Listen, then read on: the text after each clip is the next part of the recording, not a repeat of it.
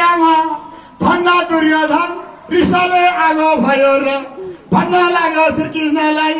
हे कृष्ण हामी त एउटा सिंहको टुप्पो पनि तिनीहरूलाई दिँदैनौ नारायण राम राम राम राम मान्दैन होला मान्दैन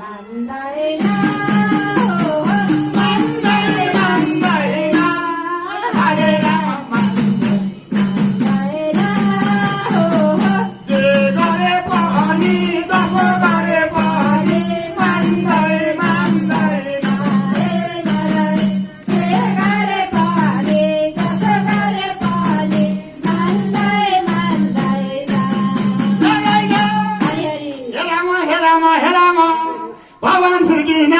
फर्कनु भयो र भन्नुभयो पाण्डवलाई हे पाण्डव हो तिमीहरूलाई एउटा सिंहको टुप्पो दिँदैन